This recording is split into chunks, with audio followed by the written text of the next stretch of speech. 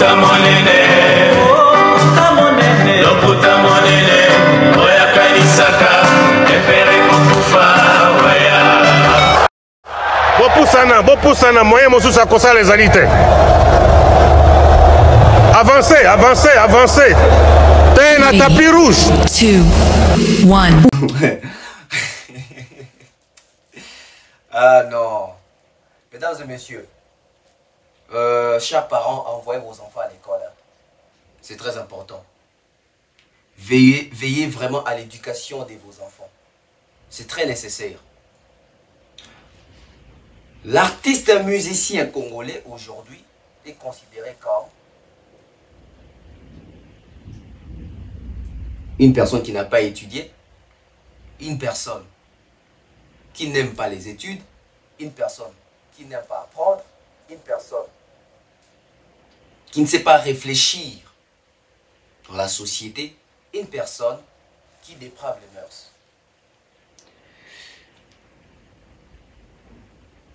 C'est la justice qui élève une nation. Oui, c'est la justice qui élève une nation. Mais si c'est la justice qui élève une nation, alors la presse doit déterminer les niveaux intellectuels d'un pays. C'est la presse qui détermine les niveaux intellectuels d'un pays ou de tout un pays. Est-ce que notre presse aujourd'hui détermine les niveaux intellectuels de ces pays? En regardant la qualité de la presse congolaise aujourd'hui, surtout du côté de la chronique musicale, on comprend bien que les niveaux de ces pays en termes de réflexion est encore très bas. Encore très bas. Nous autres, nous sommes qualifiés de jaloux, de haineux, de aigris, de méchants, parce que nous sommes toujours là derrière la vérité. Nous venons toujours établir les côtés véridiques. Nous nous basons seulement sur les faits. Il y a une forte discussion autour de cette communauté concernant cette marque Adidas originale. Parce que ce que je porte, c'est l'Adidas originale, c'est la marque Adidas originale. La marque avec 3 barres, c'est Adidas tout court. Donc c'est de ça qu'il s'agit. L'artiste musicien Ferregola a réellement signé, oui ou non? Et il a signé pour quel but? Pour quel contrat? Il a signé directement avec Adidas. Parce que partout, c'est mentionné que Ferre a signé avec Adidas original. Ce qui est une bonne chose si c'est la vérité. Mais au cas où ce n'est pas la vérité, cet artiste sème des doutes. Cet artiste est devenu un artiste à qui on colle tout ce qui est faux. Pourquoi? Parce que lui-même, je dirais, pendant ces 5 dernières années, nous a habitués à Lokuta. J'ai eu mal quand j'ai vu d'autres personnes, d'autres collègues de la presse relayer cette information avec beaucoup de certitude, avec beaucoup de confirmation, sans pour autant avoir de vraies informations. Je me pose une question. Si nous, la presse, où nous sommes censés informer Batou, tout comme Batou na désinformation, alors qui doit faire les travaux à notre place? Depuis un certain temps, Ferregola et ses fanatiques, comme vraiment qu'on travaille en synergie en termes de makambo ezali kozo babatu pe kokosa batu. Et comme il y a moins récurrence mingi Lokuta côté à Ferregola. Naye na bafan naye bakomi kokota na jana mingi ya kokosa biso. Alors que l'artiste na biso to benga bango ba leader d'opinion, ba éducateur ya masse, ba peintre ya société. Mais avec quoi nos artistes vont peindre la société? Avec des valeurs, avec des anti-valeurs, avec des mœurs yamalamu. To l'artiste vont peindre la société na libunga. Vont peindre la société na Lokuta. Vont peindre la société na Mbindo, pote bosoto. Ce qui te lobby que va leader na biso, to musicien na biso bazali, ba leader d'opinion. Basa ba leader ya opinion nini? Opinion moko positive, to opinion moko négative. Basa ba leader ya quelle opinion? Vous devez kozala leader ya opinion moko ya mabe. Moutake kozala leader ya opinion ya malamu. Lelo artiste congolais azali leader d'opinion ya lolengeni. C'est quelle opinion? Tobengaka bango pe ba éducateur ya masse. Est-ce que baza éduquer bango moko pe bazo éduquer biso na nini? Ba éducation oyo bazo proposer na masse. Eza éducation moko négative ou positive. Je pense que nous devons vraiment contrôler biloko on a mis ça. Peintre la société, il peint la société avec quoi? Éducateur des masses. Il éduque la masse avec quelle éducation? Leader d'opinion, il est leader de quelle opinion? De quelle opinion? Cette émission va faire mal. Mais cette émission ne va pas faire mal pour détruire, non. Cette émission va faire mal parce que nos artistes ne sont pas assez informés. Nos artistes sont conscients. Il y a qu'au dépraver ma mœurs, il y a qu'au baby éducation. Parce que la jeunesse d'aujourd'hui, c'est la jeunesse de demain. Mais cette jeunesse-là, cette jeunesse est influencée facilement par nos artistes et musiciens. Et par nous, la presse, nous sommes informés. Mais nous sommes informés dans l'information. Information ni tozo yanango. Information ni tozo meme la bateau. Est-ce que tozo assez informé tant tozo d'information? Est-ce que tout ça va suivre avec l'information d'Abiso? Est-ce qu'il y a une continuité? Est-ce qu'il y a une suite logique? Je pense que dans cette émission, nous allons faire mal, mais pour soigner, pour pallier, pour sauver plusieurs personnes au bas de l'ignorance. Moi, personnellement, j'ai dit, si Ferrego la veut vraiment signer avec Adidas, il doit passer par des bonnes mains, il doit frapper par la bonne porte, il doit vraiment se rendre très utile d'une manière très professionnelle pour obtenir ces contrats-là. Mais si les autres qui sont dans sens, il y a contrefaçon, mesdames et messieurs, nous aurons du mal à suivre cet artiste et à encourager les gens à suivre cet artiste. Car un artiste, c'est aussi l'esprit à courage, l'esprit à volonté, l'esprit à espoir, tout ça. C'est un exemple. Mais exemple en quoi? En bien ou en mal? Ferrego a signé contrat, toi signé contrat. Ce qui Ferrego a signé contrat, pour nani bazo ko tango doute. Mutu a signé contrat na bozo ko tango doute pour nani. Bozo ko tango doute pour na motema mabe. Tout bozo ko tango doute parce que artiste il y a vraiment raison à ko tchapena doute na makambu ya contrat. Tu es bien qu'artiste a robeta na poto, sale comme on a Adidas Arena. Depuis on a bango tout on a obsession, il faut pas la ta marque Adidas pour Adidas a mon bango, après ça bango contrat selon bango. Et mingi bazo c'est plein minute pour na bango Paris na bango et réussir. Bandeko la vérité c'est belé. Faire une direction Espagne. Et ça un déconabiso moko congolais. Azalaka, je crois journaliste sportif. Puis analyste sportif. Avant de rapper en Espagne, toi avant de mingi en Espagne. Dans un poste on a combo na ba débat. Tu na ba analyse sportive na RTGA. À l'époque, nous avons même un stage professionnel na RTGA. Je salue comme ça Colochen, messieurs les ministres plus ou moins Bilumbayu Mukala. Nous avons un combo en découvert, mais tu vas développer la vie. Pour comprendre pour la ligne, la tangi combo en découvert, na makambu ya contrat à faire.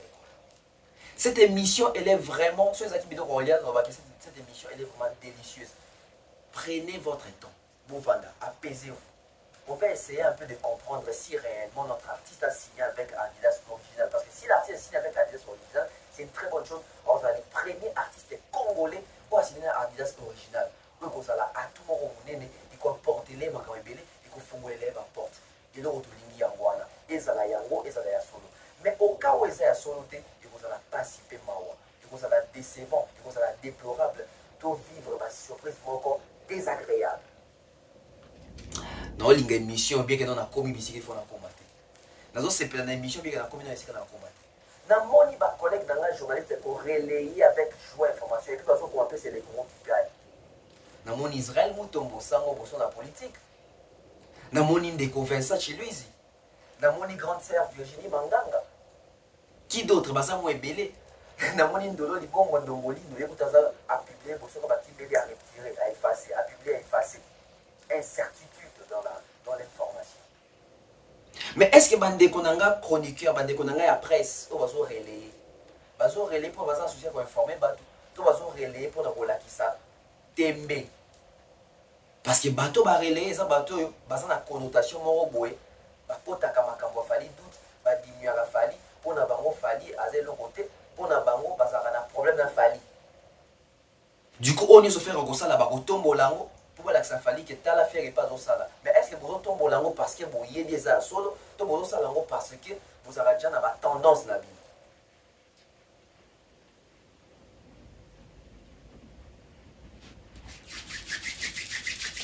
Adidas original oui mais dans ces cas pour nani dans ces cas parce que namboka na biso niveau instruction ça na semi ça moké et voir même bande comme sous bazan na poto au nom ya fanatisme likolo ya ki fanatisme ba bois qui même cerveau bazo ko rappeler sous ko réfléchir te ba lingi ko réfléchir te yo za na poto intégration zéro yo bi makamwande ça la maraté oza fanatique ya Marseille oza fanatique ya Real Madrid oza fanatique ya Bellingham olingaka ba joueur olingaka Messi mais pourquoi quand il s'agit na makambo yo il faut tout monde asiko maele non en tant que muto azala kuna en tant que muto makambo wana ozoka kokocha maele non en pratique pourquoi parce que oza fanatique on dit mieux bimazoba pour oza fanatique au moins qu'on réfléchir pour oza fanatique fanatisme lati yo on s'emporter na fanatisme et au bosani ba valeur au bosani bo moto au bosani intelligence au bosani discernement au bosani compréhension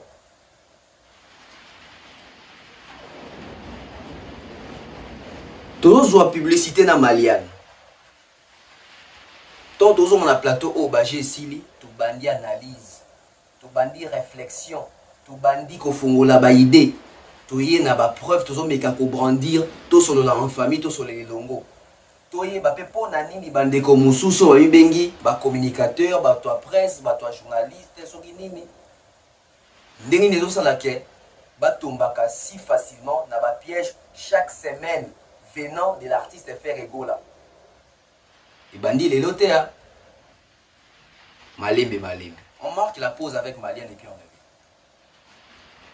De nos jours, l'hygiène intime est une priorité. Voilà pourquoi Maliane vous propose des produits d'hygiène intime à base des plantes naturelles testés et approuvés dans les plus grands laboratoires dans le monde.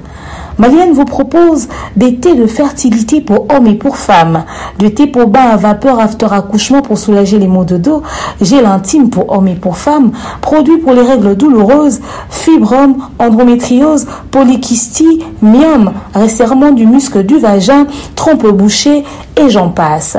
Vous avez également des produits qui vous aident dans tout autre type de soucis gynécologiques que vous pouvez avoir. Ceinture abdominale, vous avez les protège-slip, les bandes hygiéniques et tous ces produits sont disponibles sur notre site www.maliane.com. Passez vos commandes à travers notre numéro affiché directement à partir de notre site et vous serez livré partout dans le monde.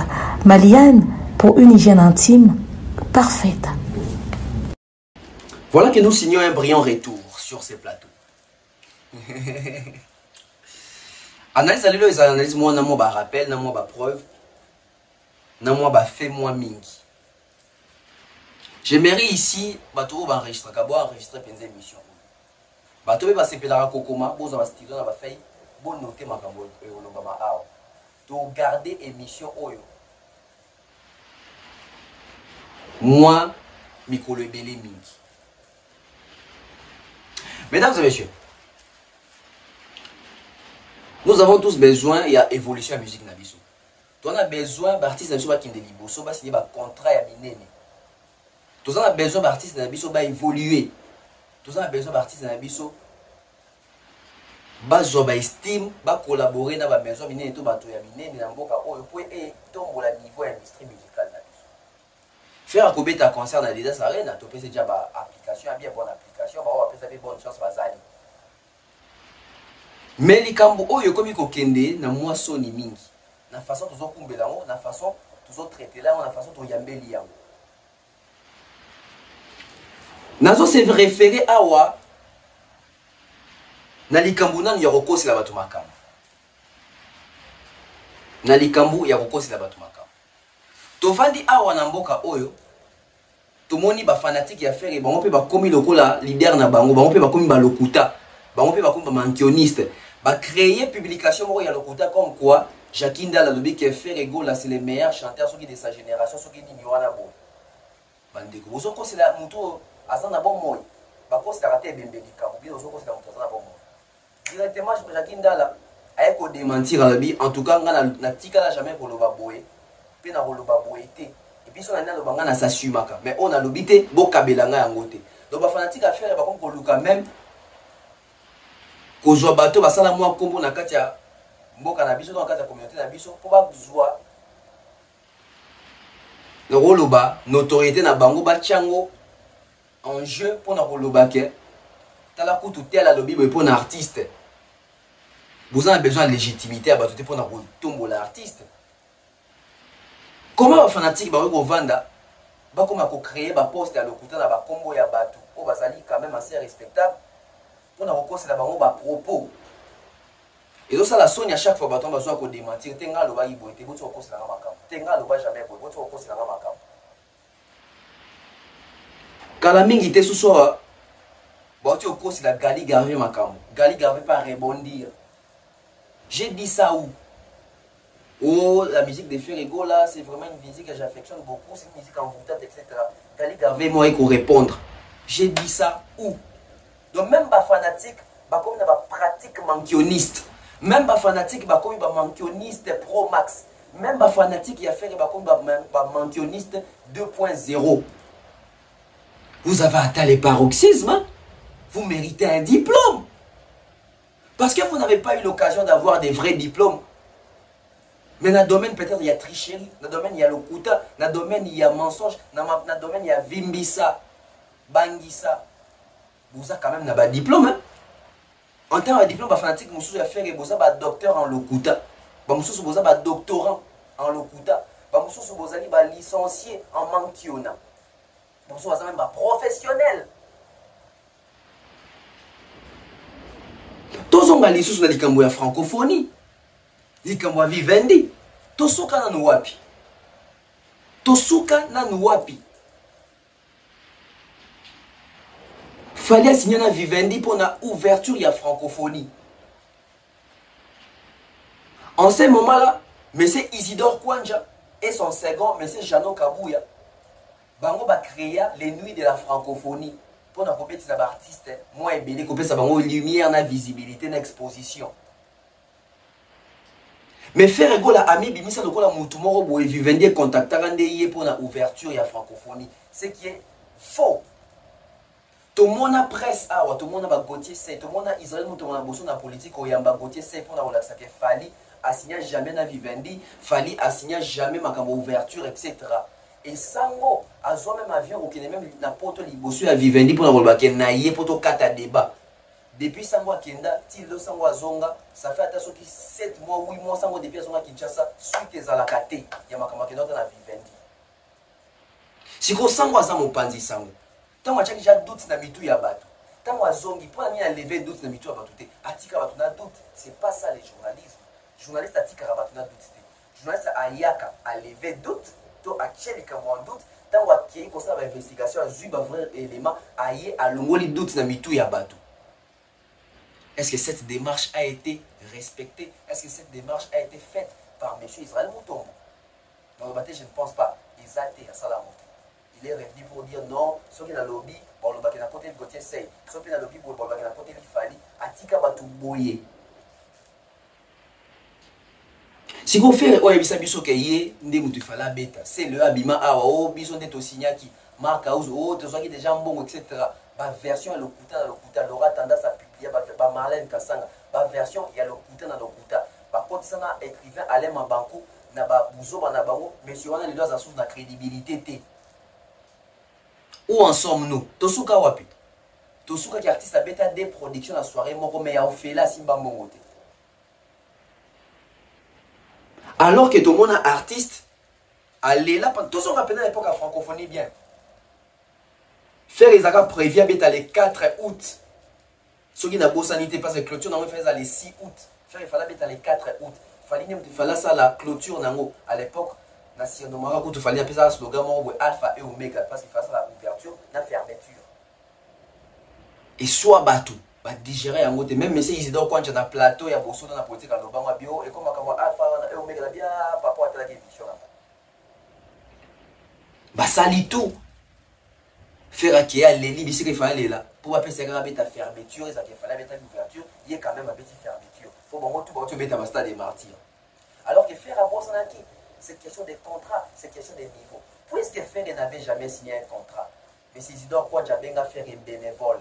Dans ça là qu'on dit de manière bénévole, à ça là on offélé. Faire à bêta dans stade des martyrs. Dans le stade des martyrs que bêta dans palais du peuple, deux prestations la soirée mon confère à son bon côté.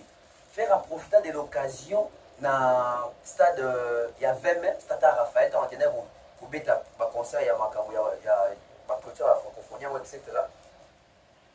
Faire aller lambongo ya mutoki ya makila maman Denise Toliete ba vidéo les ala kaso na retrouver on retient la bino malgré tout la francophonie soki na lobina loba oh soki na lobina loba oh francophonie mutoki ya makila Mama Denise ya kero Qu'est-ce qu'on a l'autorité? Qu'est-ce qu'on a l'autorité? Au moment où il fallait avoir un bon honneur, ouverture, il y a francophonie, était mondialement. Mais faire et oh, où elle est là qui convient à un contrat où il y a été, faire à jouer l'autre côté.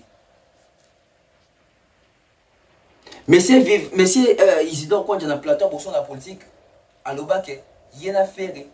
Et ça qui n'est pas un contrat verbal, à promettre qu'il y a un contrat, parce qu'il n'y a jamais contrat. C'est temps où faire égo la suko à Zui, date il y a les 6, dès tout le monde a photo Isidore quand on a fait risco faire un contrat à francophonie. Rappelez-vous Bill Clinton quand on l'écrit pas sango à la qui ça contrat naïe à l'époque faire un contraté. Faire la tenda kaputaka Isidore quand j'avais passé na rambo des photos les alliés. Première rencontre nango il y a pas eu de contrat, il y a pas eu de signature de contrat. Mais deuxième rencontre on a bango pour la date il y a les 6, dès tout le monde a fait un contrat. Le couteau bana moi kala. To kana le message Chano Kabuya. Oya confirma biso parce que monsieur Chano Kabou yanda bunda ba biki to ba kota ba sala tout affaire ba zo ba date kuna yem ta confirma biso que fallait signer jamais na bango mais fallait azala qui choisir mbala moko et pas Vivendi. Faut te rappeler la histoire. C'était l'année passée. On prend un peu. Exactement. Parmi ces sélections, il faut savoir que j'ai été nommé responsable du département concours culturel, donc numéro 2 de la francophonie, il y a à peine 2 mois de cela. Et donc le temps que je devais prendre pour m'approprier certaines choses, ils étaient déjà avancés. Alors qu'est-ce que je peux dire, c'est que Vivendi, nous avions donné la charge de la cérémonie d'ouverture pour les préparatifs à Vivendi, mais nous avons aussi travaillé avec notre département pour que nous puissions y mettre des artistes qui devaient être mis en avant. C'est le avec notre département pour que nous puissions y mettre des artistes qui devaient être mis en avant. C'est le avons aussi travaillé avec notre département pour que nous puissions y mettre des artistes qui devaient être mis en avant. C'est le cas par exemple de Bill Clinton. C'est moi qui avais choisi que, comme Vivendi avait déjà choisi M. Fally Ipupa, nous devions... C'est moi qui avais choisi que, comme Vivendi avait déjà choisi M. Fally Ipupa, nous devions également... C'est moi qui avais choisi que, comme Vivendi avait déjà choisi M. Fally Ipupa, nous devions également choisir que, comme Vivendi avait déjà choisi M. Fally Ipupa, nous devions, exemple de Bill Clinton, c'est moi qui avais choisi que, comme Vivendi avait déjà choisi M. Fally Ipupa. C'est moi qui avais choisi que, comme Vivendi avait déjà choisi M. Fally Ipupa, nous devions également mettre quelqu'un qui fait danser les Congolais. Et c'était la réapparition d'ailleurs C'était la de Bill réapparition, Clinton, voilà. On s'est demandé à un moment où est-ce qu'il était donc passé. c'était pas facile. Ouais. J'ai dû... Là, c'était bien l'année passée. Boyoki na monoko Jano Kabouye, na salon exprès aux hommes sango 4 fois pour Boyoka bien. Fallait pour Sarabi sauter à signer à Vivendi. Monsieur Isali Moutongo papa sango akena deva Vivendi. Ce qui a kota kayi makamba ebisa ya kolobate. Parce que démarche les aki akena Vivendi aki pe na n'importe quel conférence disque d'or ya Fally, c'est l'homme makamba kotier c'est aloba na plateau na. Papa sango ba vérité yoka aya koloba na bisote aboma moto. Po ezaki en faveur ya Fally. Si vous avez en défaveur à Fally, papa sango ngara lopa. Et bandi les loté makamba roko sabato. Et bandi les loté makamba ya kozoba population ya kozoba peuple. Pourquoi? Parce que peuple est en connaissance, le peuple va y éviter. Peuple va y éviter. Tellement ferré, même en termes de préparation, Makamouné, il ne se donne pas à fond en termes de préparation. Faire les fallait bêta stade. Faire les na sponsor, faire aller la maman Denise Passia, faire les na cache gazon, non na kena na stade ou na salle d'investigation vitale pour cause ça va te faire à son cache gazon. Faire aller là-bas, tu vois que les mains, c'est bon. Yo cause un bon cache gazoté, joie qu'à cette bâche. Faire à tchaba capot, na bâche, il y a orange dans le stade. Na kenda aussi l'investigation, vous vous rappelez encore. Dans ce moment de l'investigation, il y a un Olympia. Il y a un stade de martyr. Tout ce qu'il y a, cache gazon, tout ça bâche orange. Il y a bâche orange, il y a capot orange.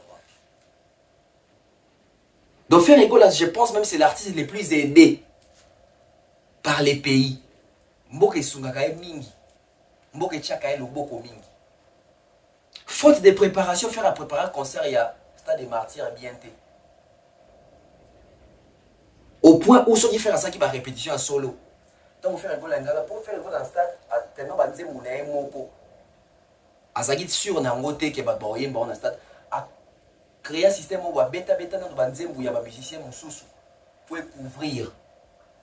Faire un stade où immortaliser Papa Wemba, où nzembu ya Papa Wemba na ba faute. La chanson phrase. Soki otende la monanga ekoma neti phrase tonda ba faute belle.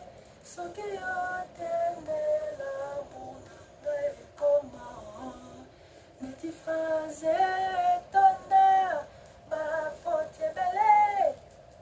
Faire un stade au lalo baké neti phrase et tonda ba faute belle. Faire un stade à Yemba. Et puis il y a des musiciens. Ça pourrait suffire que même les musiciens ne sont même pas tant en préparation. Parce que ceux qui vont préparer, qui vont veiller même dans la parole, la lyrics. Faire un stade une chante quoi? Soki yondende. Et ça va soki yotende. Mais qu'on n'a pas soki yondende. Soki yondende la monanga etonga. Et comment neti fra. N'est-ce qu'on a ce qu'on va? Neti sachet tonda. Pas faute belle. Sachet. Manque à préparation. Manque à okota maki. Manque à vanda ko kanga banzembo. Mais le la Congola me mamaka a mi mama. Oyo kabia. Soki yondende la monanga ekoma. Nati sache tonda ba faute belle. Bondi mangate.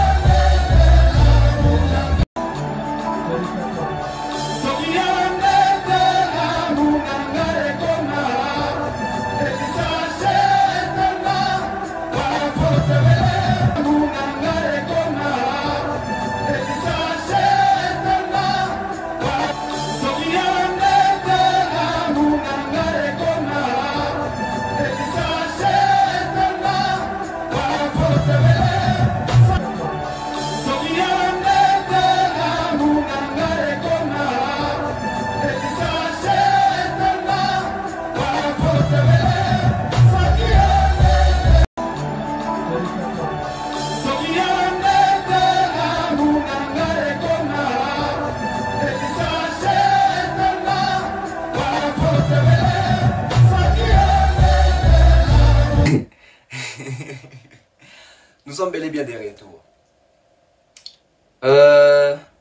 Ça fait mal. C'est triste. Mais trop les bateaux ça banalise pour dénoncer ma cambo. Ceux qui ont besoin de croire facilement, mais ça peut pas tomber, les besoin de comprendre. Alors la place, c'est ça pour la motivation. Tout côté si on a ma cambo ya contrat. Parce que c'est ici que bon doit causer là. Tout contrat, tout comme un contrat, oui, tout comme il a un contrat. Oui, faire rigolo à signer un contrat. Oui, faire rigolo à bel et bien signer un contrat. Des partenariats, des collaborations. Faire rigolo aujourd'hui, c'est un artiste qui se cherche vraiment en termes de sponsoring, en termes d'accompagnement, en termes de couverture. Et aujourd'hui, il fait des efforts, il fournit des efforts avec son équipe d'obtenir au moins un gros contrat. Je vais d'abord commencer avec Ndolo Libongo, Ndombolino. Ce monsieur, tellement il est malhonnête, déjà, sa chaîne YouTube, ils ont un titre, ils ont un clip, ils ont un roman alors qu'ils ont une œuvre na été. Au monétisation, qu'on est côté à Gambo et côté à ils ont une œuvre na été. Azala jamais na bonne foi comme ça va artiste pour faire pour la ça va OK, bof la chaîne à bino, pour ça la monétiser pour so Gambo na bino. Au contraire, artiste monsieur va payer ça un bon, va payer ça na ba clip, tu la biso pour la visibilité européenne. Pourquoi? Parce que Ndombolino na Congo na ba 2013 ou na 2012 à s'instaura avant dans la communauté comme mutumo wa yebi réseau yedi mutasa ki batmaye banana poto. Lokola Congolais ba makama réseaux sociaux te makamba YouTube te. Congolais pota facilement dans Libunga. Ba musicien ba pesa ba œuvre na bango. Ba musicien belé aliaka ba na bitoki na bango. Et ce monsieur là a sali ça ba polo. Il y a Adidas. A sali ça ba polo na marque ya Adidas na longi ya faire egola. C'est la malhonnêteté, ça piraterie, ça contrefaçon. Donc c'est un monsieur qui n'a jamais été honnête.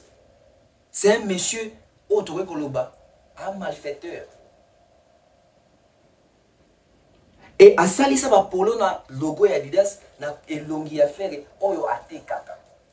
Na roche la bino romona, akuma même stock dispo sur avenue 44 avenue du colonel Roll Tanguy. Code postal 93 240 5, c'est Stin, je crois. Bon monde en a posté en voyant notre tangi la bino. Alors, ndeko oyo tango faire ba photo et côté que faire signer contrat, mbala moko ndeko bandi ba poste ya attaque. Ba poste ya attaque belé a attaquer Fali. Mbala moko ke il mona oboa ke la Fali. Oyo tourisme na fashion week T. Oyo signature na grande marque pour de vrai. Tant on bêtise sur la fashion week à bois qu'il fallait parce que fallait même t'attaquer Amiri, Balmain, San Juan, Nandimina, les amis 4, moi on a bossé. Je crois na Balmain, Balmain, c'est une fois Amiri, na moi on a bossé, moi on a bossé. Fallait me doter ba fashion week. Donc au moins que battement bi bazalaka choqué, bazalaka mal à l'aise dans mon a fallait ta fashion week quoi. Toi mon a que fallait au défilé na Balmain, fallait aux ala makambo ya Fendi, fallait ba bengisi na Louboutin, fallait ba bengisi na fallait ba bengisi na Dior. Au moins que battement bazalaka mité mais soit ka bango. Tangu bato bazal averti. Tangu bato yo ba yebi makambo parce ba demonder ba kanisa ba ndi mongo ba bazana mona pour avoir na poto. Tangu bato bazal averti. Neti page Nabiso centrale Congo Buzz et Kangi Mutulokuta. Tant que ma page est belle, bah tu bien comme qu'on dénoncer, de quoi supprimer, de moyen à supprimer, nous ça on est en voilà, soit bah Kangi à supprimer, soit qu'à publier, bah Kangi le Kuta à supprimer cette publication. Kaka yé Mutoyaka au fallait à teka na 13 000 billets kaka na accord à Rennes. Tango azoba menace ya ba plainte à supprimer. Botou na publication de Kinda. Champion à supprimer. Ceux qui caillent, mais rature ne l'Europe. Dans le na poste, il y a une publication même. Je crois, il y a Grand Sœur Nabiso, Virginie Manganga, wa Mukolo, Oza aîné Nabiso. Biso total on a TV. Tu vas dire que il facile qu'il y a un bino pour qu'il y ait un point, mais tu vas comprendre qu'il est facile qu'il y a on dirait déjà, comme il y a branchement et kotaka, on dirait comme pétant sous.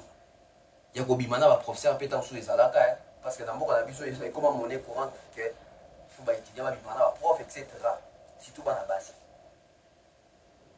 Comment, au coup, qu'on en a plus de 25 ans de carrière et à presse, relayer de telles histoires. Poto kaka, c'est que ce poto, il faut que le grand rebois à Maël et c'est décevant. On a attendu dans Massamba. À l'époque, dans Massamba, on a Massamba limité. À l'époque, parce que dans la 6e, dans la Massamba limité, dans la Massamba limba. Virginie Manganga, pour partir au Canada. À l'époque, dans la 6e littéraire, ta fille, moi note, ta fille ou APM. À l'époque, je pense à ça qu'il y a ma deuxième ou troisième. Donc il veut dire que na yebio, na yebiye. Tu penses qu'aujourd'hui ta fille, Azala, fière, il y a autant de publication et à bouer. Ou ils ont que biso, bateau, tout ça, moins âgé que yo, tout ça, professionnellement, tout ça pour recadrer quand on a TV boué. Pas pour la première, pas pour la deuxième, mais à plusieurs reprises. Beaucoup de publications. Pressé.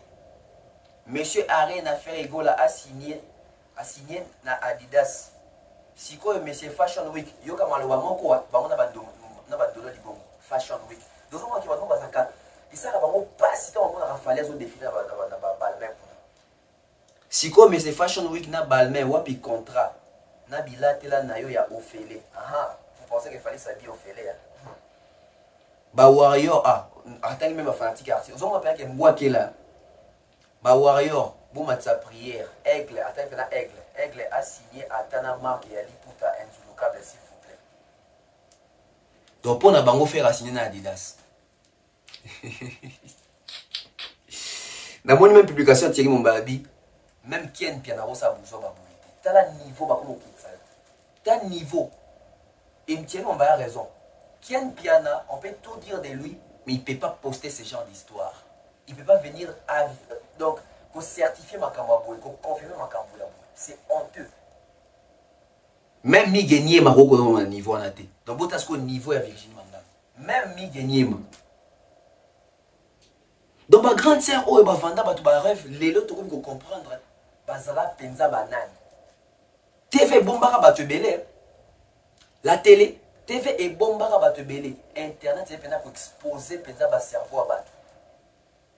TV et bombara ba te belé. J'ai honte de toi Virginie Manganga. J'ai honte de toi. Tu fais partie de la presse. Mais c'est regrettable. C'est quelle façon d'informer? Tu es en train de désinformer. Parce que tu es désinformé également. Tu es sous-informé. Tu ne veux pas apprendre. Virginie Manganga. Moi, je te propose une émission. Je ne dis pas que nous allons faire un débat contradictoire. Parce que tu ne viendras jamais. Et tu sais que tu ne peux pas venir. Mais je te propose de faire une émission unique. Ton émission à toi. Seul, face à la caméra.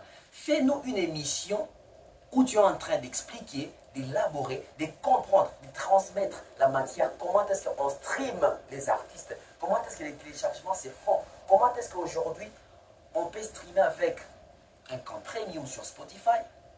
Fais-nous vraiment une émission où tu es basé sur les chiffres. Tu seras incapable parce que tu ne sais pas les faire. Vous faites la presse archaïque, une presse ancienne. Une presse inexistante. Vous allez venir vous taper les luxes que j'ai fait l'IFASIC. Mais tu as fait l'IFASIC à quelle époque? Tu as fait l'IFASIC en 1998. Hein? Aujourd'hui, nous sommes en 2024. La technologie a tellement avancé que quand vous venez faire des analyses, vous vous basez sur les petites choses, les petits détails pour tromper la vigilance de l'homme congolais. Malheureusement, l'homme congolais n'est pas assez instruit et J'ai mal, j'ai honte. Bande koto avancé. Na avancé, na poussani. Zo poussana. Je crois que c'est la dernière photo. Nous sommes dans na moni même sango pas publié. Oh non, les premiers artistes, etc. Congolais qui a signé avec tout ça. C'est bien de publier comme ça. J'ai vu ces 25, c'est bien. Mais après, il faut expliquer. Si vous voyez déjà la photo, si vous regardez la photo, bon, mon affaire est à Vandi, na Mindele, je crois que ça va turc,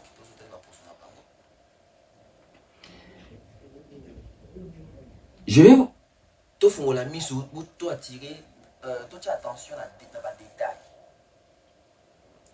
Bota les siga faire à Télémi, tu ici qu'à faire avant de signer contrat.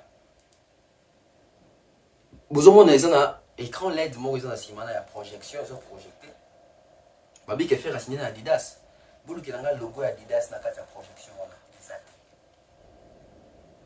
Vous avez un logo Adidas dans la projection. Oh, mais Adidas, c'est un monate. Où ils allaient projeter photo, affiche, il y a fait rigolo, il y a concert dans Adidas Arena. Dans le logo, où ils ont un illico cash. Parce que faire signer dans illico cash. Ma transaction en bon. Je ne sais pas ce qu'Adidas va retransactionner. Là-bas, il y a illico cash. Illico cash est zawana. Au Romona, Bazalina, Ocean Pulsar. Comme vous avez dit, il y a un peu de logo. Zawana. Namoni. Parmi le logo, Zawana. Namoni P.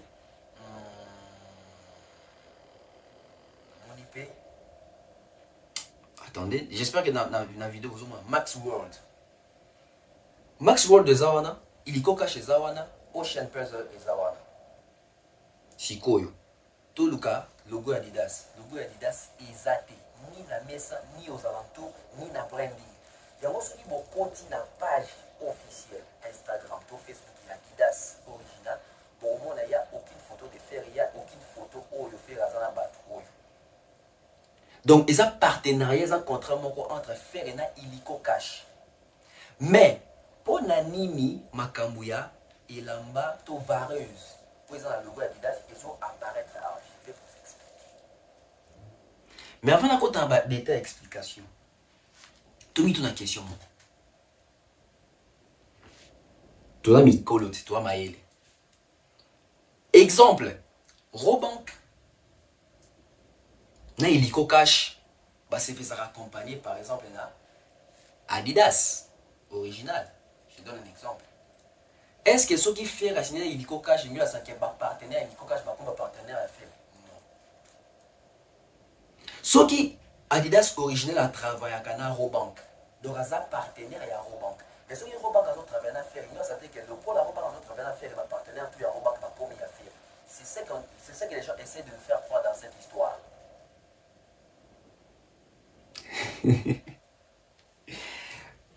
Ceux qui vont continuer Instagram, bon, au moins, que société Bélé travaille en synergie. On appelle ça exemple simple. Ils ont dit fallait pour pas sponsor les ali middle class. Mais ceux qui fallait travailler na Imani. Est-ce qu'il y a ça que Imani n'a pas pas fallu à sponsoriser la middle class? Non. Le contrat reste le contrat de Fali. L'accompagnement, les partenariats restent pour Fali. Adidas original, couverture nae et resuka na Robank et resuka peut-être na Illico Cash. Mais nous on sait que le quoi faire travail na Illico Cash, n'a commis mbala moko na en partenariat na Adidas. Je vais vous expliquer une chose. Ceux qui botali bien. Déjà Adidas original a 56 ambassadeurs au bas représentant la yango. J'ai dit bien 56. Dans autant il y a quelques combos. Tu as Lionel Messi ambassadeur à Liboso. Lionel Messi, il y a Adidas original. Lionel Messi, Mohamed Salah, Paul Pogba, tu as Caroline Wozamski, je crois. Tu as Carrie Close, tu as Pharrell Williams, il y a un rappeur, je crois. Tu as Asap Ferg, tu as Aaron Jude, tu as Aliou Traoré. Tu as Bernardo Silva, tu as Billy Wingrove, tu as Kedli, je crois, je l'espère, tu as Damien Lillard,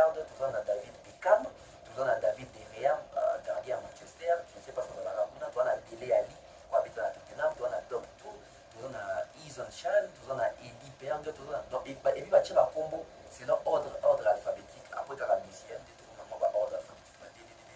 Donc, tu as F, combo, il y a fait les athées. Dans F, bazali karana. On a eu ça qui vient awa. Des noms, on a dans F, bazali dans Van Bergen, bazali dans Florencia Galarza, bazali dans ici, bazali dans 2 F. Il n'y a pas de fer ici. Bazali belé, bazali, je crois que vous avez dit, bazali Zinedine Zidane, bazali même ambassadeur. Dans 50e ambassadeur, il y a Adidas original, il n'y a pas le nom de notre artiste, de notre frère congolais Ferrigola, qui vient nous faire avaler cette pilule. Toujours progresser, toujours continuer. Ce qui bomoni bien, toujours tanga message, il y a Max World. Max World Oyo a publié partenariat Oyo ya Ferena Illico Cash. Tout cas bien. Rendre vos rêves réels. Voilà notre mission principale. Max World est fier de pouvoir accompagner l'artiste Ferrigola avec son sponsor Illico Cash. Nabandeli. Max World est fier de pouvoir accompagner l'artiste Ferrigola avec son sponsor Illico Cash dans la facilitation de la signature d'une collaboration entre l'artiste et la marque Adidas pour l'acquisition des vareuses. La ligne est partie. Dans l'imbo la ligne là, pour na bateau, tant qu'il y a des habits, moi il y a moi là. Ça calme, on passe sur la TV, ça calme. On déranger ma casse imbi dans le Congo, ça calme. Na bandé li koto bien. Avec son sponsor Illico Cash dans la facilitation de la signature d'une collaboration entre l'artiste et la marque Adidas pour l'acquisition des varaises personnalisées. Artiste Ferrigola, Max World ou entreprise Oyo, toute plateforme Oyo, label, je ne sais pas, et qu'on aide artistes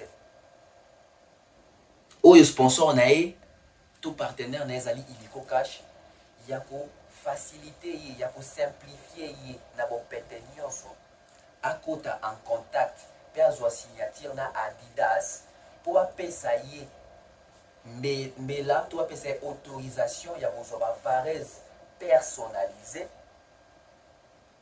par non le bon des varaises personnalisées à linga ba varaises ba bilambo to beta ba bali ba varaises personnalisées ça et là bas oyo ba ocha mo na combo na yo to na elongi na yo pourquoi ba keboy parce que ndomoli no déjà ba menace juridique ezali sur lui. Alors pour arranger ça, pour plainte qui est de la pertinente au lobby, on a parlé de il fait que l'identité pour nous si pour obtenir autorisation à voie normale.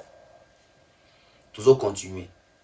Personnaliser, dont une partie des revenus générés sera réservée aux œuvres caritatives pour venir en aide aux victimes de la guerre de l'Est et de la République. Ah, t'es non.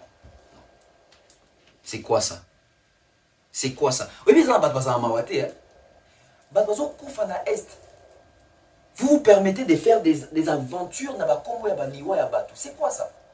Faire un akagi bateau qui a fait un bon pour na après ça 20% recette dans le stade pour la est et qui est d'avoir après ça azonga na Congo a beta concert moko VIP na je crois na showbuzz a rolongola 40% recette dans la est atinga te to comme ils sont dans makambo sur route qui ne roluka facilitation à Varese et comme ils sont dans makambo qui mbongo ko bimana pour repère ça na ba est non c'est faux. Il faut dénoncer ça. Bartis a mis par contre ko sakana ce qu'on a battu. Le ko la est ezali pour moko sensible à la République batutu ba komika ka soka ngasa likambo est couverture ba les autres à est pour pas profiter ba ça makambo na bango. Monsieur Ferrigola, ça ne passera pas. Ça ne passera pas. Ou soit tu nous prouves vraiment, tu nous ramènes des preuves. Il y a recette, il y a 20% à stade de martyr. Il y a recette, il y a 40% à showbiz au PSAT. Botika kolia mbongo na sima ya este. C'est que binobi kosa ba combattant. Faire azandenge mo na bokecho. Yango bazotiko beta concert. Faire azandenge mo na ba chura mbomba. Yango bazotiko beta concert. Faire azandenge mo na ba bema sombo. Yango bazotiko beta concert. Bozo aveugle peuple na robata masima ya este. Comment est-ce que ça a dit? Ils ont dit que le partenariat n'a pas de voir au poste la est makam. o ba Vares to côté quand bon wana to kopesa na est papa bon oza na déjà pesa na est parce que ba bon nous zo bete la concert ozo pesa pe est au troisième promesse sur les quatrième promesse ti wapi. Arrêtez de blaguer avec les gens. Arrêtez de blaguer avec les gens. Et Boyoka sous bien pour l'acquisition des vareuses personnalisées dont une partie des revenus générés sera reversée aux œuvres caritatives pour venir en aide aux victimes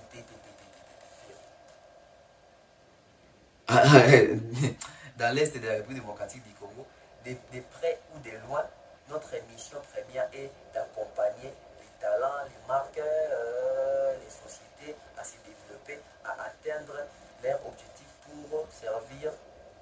pour se servir du sport comme élément de développement et vecteur de cohésion nationale. Max World Sport chargé des vies. Dans le début de l'émission, il y a des solo, il y a des Congolais, des analystes sportifs, impliqués dans le sport avant d'aller en Espagne. C'est un Congolais. Dans mon 2 fois, on a RTG dans sa stage. On a plusieurs fois, on a des débats dans le sport. On a RTG, on a des débats dans le sport chaque samedi à 12h. Non, à 11h avec émission, il y a Tony Coco. Ils ont des débats sportifs. Ils ont des analyses, il y a sport, il y a foot, etc. Et les messieurs, quand on est pour ça, débat, on analyse, on sentait vraiment que c'est un monsieur qui s'y connaît en sport. Les messieurs, ils ont besoin de photo à la faire. Vous comprenez pourquoi ils sont mis en Espagne. Donc, on va contacter en contact. Pour y avoir dans l'Espagne, il y a des gens qui ont facilité bango. Donc, on va en contact avec bango. Si on a les messieurs, comme on est des échappés, il y a des billets. On a 2 fois. L'assistant 2 fois dans le débat, la RTGA. Et puis, on a plusieurs fois la télévision. Pas seulement la RTGA, mais quand même partout. C'est un monsieur qui a un souci, un sport, un monsieur qui est libre. Quand on a monié le Guinée, je me suis dit, voilà la réalité de l'amour. Donc, des Congolais ont des facilités faire rigoler. Pour faire rigoler comme ici, comme on a ma hélico cash. Bazoua Adidas comme couverture morobo. Yango, na bisi bino bosala attention mingi tant bozota la l'aide wana bon mon esika monter bache sponsor ya Adidas. Na photo wana bache kaka logo ya pas logo ko bache affiche ya faire rigoler Adidas Arena. Tu vois stade comme dans ça comme Adidas Arena on ça Adidas. Mais que on yo branding ya Adidas eza wana ezati. Bako sabi sauter, bako sabi noter.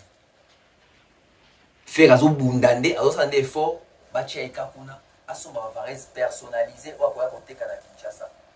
Que son varese personnalité Adidas, ba toujours aso ba mo. Biso dans la kin a tout monde a. Na expliquer bien l'homme.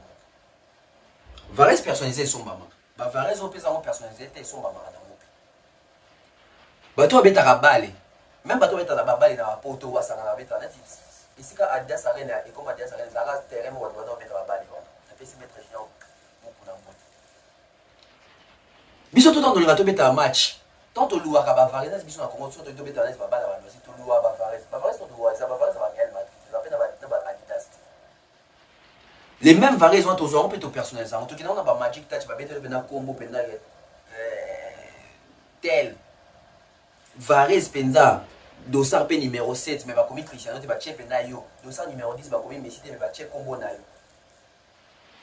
ou le bac signé contrat Adidas non mais si gros risque que pour les risques là qui tombe va monique faire ego là as artiste combo yebani tant bon tant Adidas a bon na kazo utiliser marque na 100% sur la na ba ko kangaye ba on va poursuite judiciaire yango wana lelo basali effort ba kota contact dans des konabiso wana on va dans l'Espagne, il y a Congolais, des bases qui ont facilité ma Max World pour faire école à son vrai varese personnalisé ou pour revendre. Pour n'y a souki ka tege na kote ka badi da gola na wa sela ki wa. Pour ba yebi ba risque na ba danger ni bazo courir.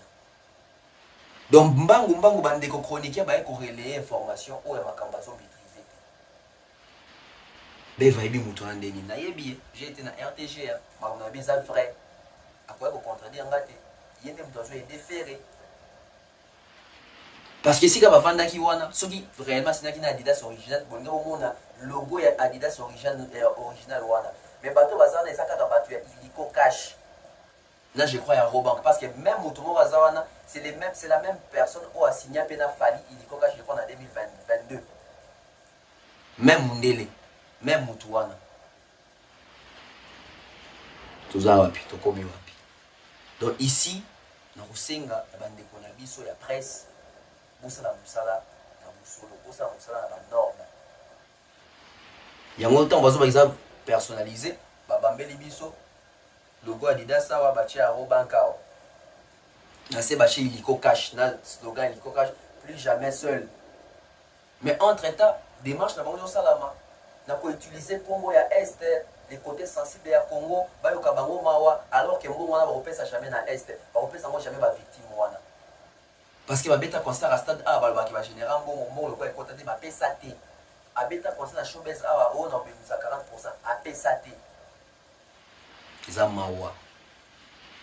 Il est temps que nos artistes puissent arrêter avec cette victimisation de toujours vouloir mettre l'Est du pays en avant tant que ça là-bas activité dans bango pour avoir qui là bango arrêtez ça sinon tu vas makila batouana et oganga likola mitu na bino bozo batu bazobate oganya jambo ngono obimisa ngote pour pesa Est donc pour yo bimisa mbongo pesa Est il faut outer na makambo ya bavarez na yo personnalisé non papa vous en mbongo soit on na compte non to muto akabana o azana ngo aolukate o tete kabana no azana ngo kabana no azana ngo. Merci dans des commissions congolais on a aidé faire rigoler la facilitation quand même espérons que Simba pour ceux qui sont des accords à passer. Mais il n'y a pas de contrat entre Ferena et Adidas original. On est parmi les ambassadeurs. Ceux qui aboutissent de Bomone. Mais le cas de aboutir de Bomone était même si il n'y a aucune projection, il y a logo, il y a Adidas original. Seule projection de Moni Wana est affiche, il y a concert, il y a fait rigoler Adidas Arena. Tout le monde marque moi Ocean Pelzer. Tout le monde paie Max World, je crois, au Moni Wana. À part Yahoo, il n'y a pas d'Adidas. Boté attend Bellingham, Messi, Batona tout va signer un contrat, Pharrell Williams, na Adidas au moins que logo Adidas c'est Zarawana, Batu Adidas Bazawana. Viezak là, il s'arrête Batu Bazonga classe. T'es beau en classe. Donc moi je pense aujourd'hui cette affaire est réglée jusqu'à là. Mais en tout cas, biso, tu as un problème tout est souhait la vie fait ça que ceux qui fait la zone tenter peut-être démarche wana et ça va bien que toi un artiste mon pays dans Congo à sali et chéri toi sali partenaire toi sali sponsorisé en marque le pour Adidas c'est une bonne chose mais obsession wana que Adidas ils ont mabé parce que ils vont nous rattraper biso en dengabu est-ce que bébé qui en a bien des congolais bateau battre sport ba yebie azala kana comment les arabili avant comment les échappés bateau ba yebie beaucoup va commander dans commentaire je connais son nom mais Kiminga. Donc c'est ici que je vais mettre un point final de l'émission Oyo. Oyo Zalika a premier soin. Faire ego là, Azali en je crois en préparation, toi en route. Pour ça, Azua partenariat wana par les trichements à Robimisaneti qui est touillé pour la victime à Est. Alors que dans les fonds, ça pour avoir intérêt personnel là-bas, il y a pas confiance, il y a pas confiance. Parce que au monde dans la publication bateau baza point parce que la fashion nous on a bateau bon bazo luka likambo mususu mais si ka bazo basé belé bato maïli puis baza rapé belé bye bye.